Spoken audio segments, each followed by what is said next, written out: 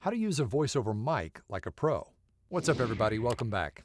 Today, we're going to talk about microphones and, more importantly, how to position your microphone for the best voiceover sound. You could have the best microphone in the world, a $3,000 Neumann, whatever it may be, but if you don't place it in the right place, then you're not going to get a good sound. In fact, you're going to get a really bad sound. So today we're going to talk about where to put the microphone, where to put your head in relation to the microphone, and some little best practices so that you can get the best possible sound out of whatever mic you've got. So by the end of this video, you're going to learn some techniques that you can literally apply right now to automatically level up your game when it comes to mic placement. So before we get into specifics, I want to talk about why mic technique matters. So bad mic technique can ruin an otherwise really great read. I don't care if it's a commercial, a narration, a movie trailer, a video game, whatever it is, your mic placement is key to getting the best sounding performance. So having good mic technique will help you avoid things like sibilance or plosives or clipping, which is going above zero in the waveform. We'll cover all that a little bit more detail in a minute, but that's why this is so critical. So treat your mic not like just some random piece of equipment on your desk, but a tool, or even more appropriately, an instrument that you use to get your voice across the best way possible. All right, let's jump into the first big pillar, and that is microphone positioning. If you don't have your microphone positioned right, it's not going to sound good. And now these techniques are simple, but they are game-changing. Okay, number one is distance from your mouth. And a lot of people will use this shaka symbol, which is the hang loose sign, right? And they'll use that to kind of help gauge where they should be from the microphone.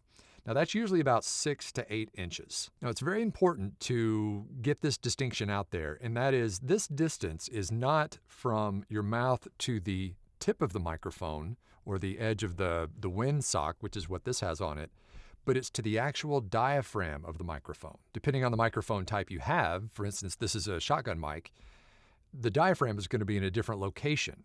If you have a condenser microphone, then you sometimes can actually see the diaphragm inside the grill. And so that distance needs to be from your mouth to the actual diaphragm, not to the grill, not to the edge of the pop filter if you have one, but to the diaphragm. All right, number two is the axis of your microphone. And as you can see, mine is at kind of a 45-degree kind of off axis. You never want to talk directly into the microphone like this. If you're talking directly into it, it's going to pick up a lot more plosives and even breaths and things like that. But when you have it at an axis, you're basically talking past the microphone. So it's pointing at me this way, but I'm talking directly forward, so I'm not speaking directly into it. I'm speaking past it. So any kind of puh and sibilance and that kind of thing is a little more forgiving. Number three is mic orientation. There are some mics out there that are meant to be used right side up, some upside down, some twisted a different way. I've actually worked with people who, when we first started working, they sounded a little bit more in the distance, and it turns out that they were talking into the backside of the microphone, and they just needed to turn it 180 and talk directly into where they should be. Also, consistency is key here. Once you actually get your microphone in the right location, the right distance, oriented the right way, keep it that way, or maybe even put a mark where it should be so that you know that every time you sit down, you can get a consistent recording, because if it changes for every job you do, that's not going to work. Plus, if you ever get a pickup where you had it in a certain location once and then you need to make it sound exactly the same way for the pickup, it needs to match. All right, number four is using shock mounts and boom arms and pop filters. Of course, you know what a pop filter is. It's the circular, pantyhose ring that goes in front of some microphones that'll kind of help cut down some of the plosives. Now, a boom arm is just what it sounds like. It's this big arm that keeps the microphone up and away from you so that you can, move it in and out of the way and keep the same distance and everything. So for instance, I'm sitting here talking to you. If I take this boom arm, if I'm not recording, and I just slide it out of the way like that, of course you can't really hear me as well, but if I want to bring it back in, it's in the exact same spot where it was before. So I know that when I record again, it's going to be pointed the same way, in the same orientation, and everything works. And of course, a shock mount is kind of like a miniature bungee cord system that kind of cradles the microphone and reduces anything like a desk bump or vibrations, just to make sure that you get the cleanest possible sound. And now for something completely different. If you struggle with marketing your VO business, don't worry, you're not alone. This is where lots of people get stuck. But never fear, because this month's live masterclass is all about direct marketing. And it's all going down on October 28th at 5 p.m. Pacific. In this live 90-minute class, I'm going to take you through the exact steps that my assistant Hannah and I use to keep my VO pipeline full. I'm going to cover why your website is so crucial to your VO marketing and best practices for your site, my steps for researching who to reach out to, my exact email process, when and how to follow up with potential clients, using LinkedIn to maximize reach, keeping everything organized in my CRM, and tons more. Seats are limited to 100 attendees so we can make sure we get to all the questions. And as always, I'll be drawing a name from all the entrants to win a free seat to the class. And of course, these live masterclasses are always recorded, so if you can't attend live, you'll always have the replay available. Learn more and sign up below in the description and the pinned comment.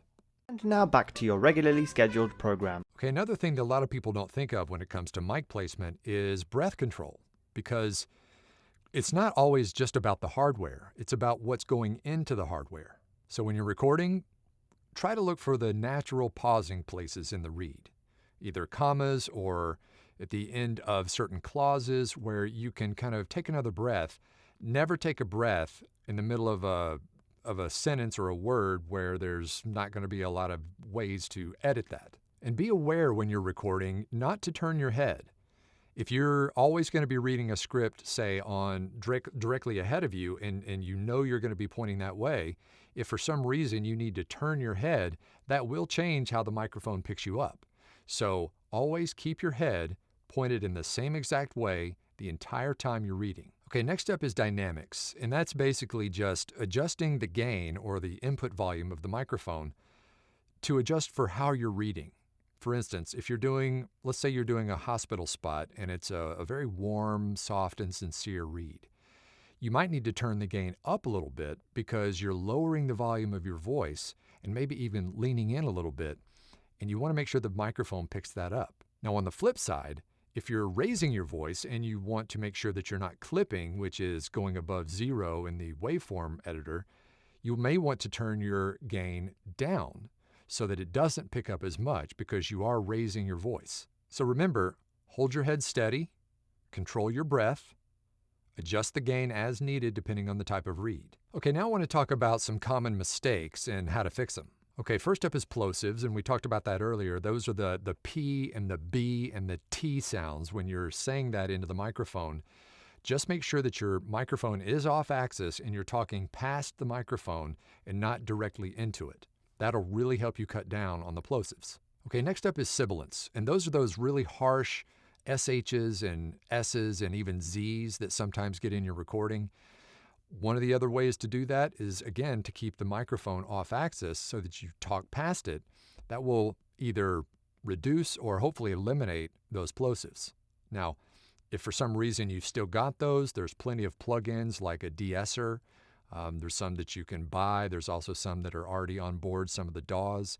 You can apply a de-esser to kind of help with those. All right, next up is room reflections, or kind of a boxy sounding recordings. And this isn't as much to do with your microphone, but the space that you're recording in. You can use acoustic foam like you see here. You can use carpet. You can use blankets, just to cut down those bouncing sound waves and help that echo a lot. Next up is rustle, or basically noise and vibrations in the microphone. That's where the shock mount, avoid putting your hands on the table a lot while you're recording. Just try to keep everything as still as possible. All right, now I want to talk about the different microphone types. And in voiceover, there's really only 2 types of microphones that we use. One is a condenser microphone, and the other is a shotgun microphone. I mentioned earlier that that's what this is, a shotgun microphone. The cool thing about a shotgun mic is that they are made to be directional, and that means that they really only pick up what's right in front of them. So directional pattern means that right here is where this microphone is picking up. Now, that doesn't mean that it's not going to pick up everything else around here, but it just minimizes that and really only focuses on what's right here in front of it. All right, next up are condenser mics, and these are the more traditional looking microphones that you've probably seen the most in voiceover. These are much more sensitive, so make sure that you do have one with a shock mount where it just sits in the cradle, and make sure that some of the bumps and nudges and stuff don't get picked up. You also want to make sure that the room you're in is much more treated because they are so sensitive. Now, whichever microphone you've got, whether it's a condenser mic or a shotgun mic, you're probably going to need phantom power. Phantom power means that you need another piece of equipment to power the microphone, unless it's a USB mic. If it's a USB mic, you can plug that directly into your computer, and your computer will power the microphone. But most of your kind of intermediate to advanced microphones are going to be microphones that need a power source. And of course, that's where a good audio interface comes into play. So it will actually power the microphone in addition to changing the analog signal to a digital signal to go into your DAW. So mic technique also includes how you play your audio back so that you can make sure that you hear what's actually being put into the microphone to begin with. Now, if you are going to be using headphones, make sure that you get headphones that are studio headphones and not, consumer grade for listening to music like Beats or noise canceling headphones. You want closed back over the ear headphones so that you can actually hear what's actually going into the microphone. Always do a test recording before you do any big project. Make sure you're not hearing any sort of hiss or plosives or inconsistent volume, just so you have it right for the real thing. All right, one thing that doesn't get talked about a lot is taking lots of breaks.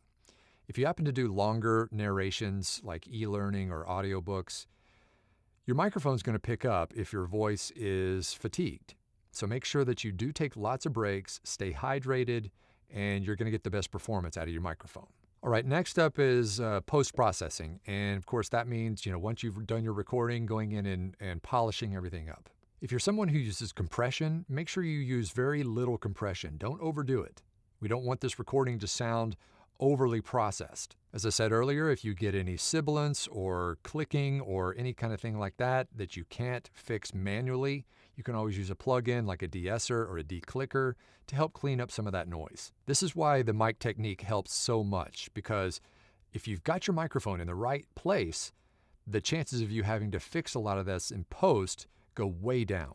Okay, so now I'm going to recap some of the core techniques to keep in mind. The first is aim for consistent distance and angle. Remember, about 6 inches, like this. And remember, keep it 45-ish off axis. Next up is consistent head placement and breathing. Monitor your breathing, don't overdo it. Keep your head pointed in the right place through the entire recording. Once you've got your microphone placement and distance and everything dialed in, put a piece of tape on it so that you know exactly where to put it every time you need to move your arm out of the way and bring it back in. You know exactly where to put it so you get a good, consistent recording. And lastly, use post-processing sparingly. Don't over-process your audio. It should sound more natural and real. And remember, proper placement and technique is going to help it stay that way. And of course, if you found this helpful, don't forget to hit the like button and maybe subscribe or hit the notification bell. That really helps us a lot here on the channel. I hope you found this helpful when you are setting up your mic placement, whether you've been in a while or you're brand new. Also, drop a comment below and let me know which mic you're using and if you've gotten it dialed in, or you maybe, after watching this, need to adjust things a little bit. And of course, if you're still shopping for a microphone and want to get some information about what the best microphones are for several different budgets, you can click this link right here.